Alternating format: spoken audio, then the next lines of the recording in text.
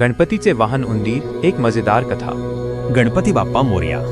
गणपतीचे वाहन उंदीर आहे हे आपल्या सगळ्यांनाच माहिती आहे। गणपतीच्या मूर्ती किंवा चित्रांमध्ये तुम्ही त्याला उंदरावर बसलेलं पाहिलं असेल, पण या उंदरामामाची गोष्ट खूपच रंजक आहे आणि ती मुळात तो उंदीर नव्हता यावर आधारित आहे। फार वर्षांपूर्वी पराशर ऋषींच्या आश्रमात श्री गणेश विद्यार्जन करत होते। त्यांनी अनेक शास्त्रे आणि विद्या आत्मसात केल्या। गणपतीची कुशाग्र बुद्धी पाहून ऋषींना खूप आनंद झाला। त्याच आश्रमात एक उंदीर होता।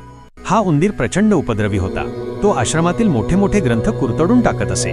अनेक शिष्यांनी त्याला पकडण्याचा प्रयत्न केला, पण तो कोणालाही सापडला नाही। शेवटी गणपतीने आपल्या बुद्धीचा वापर करून त्याला युक्तीने पकडले। इतर शिष्यांना हे पाहून खूप आश्चर्य वाटले।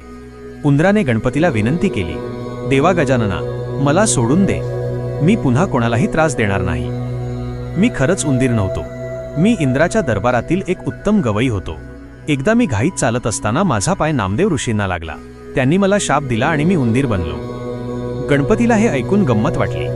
ते हसले आणि म्हणाले, तू माझ्यासोबतच राहशील का? मी तुझ्या पाठीवर बसेन आणि हवं तिथे जाईन। यावर उंदीर म्हणाला, देवा, तुमचे हे अवघड शरीर मी कसे पेलणार?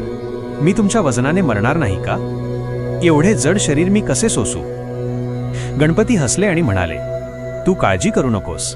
मी तुझ्या पाठीवर बसताना एक मंत्र म्हणेन, मग तुला माझे ओझे जाणवणार नाही।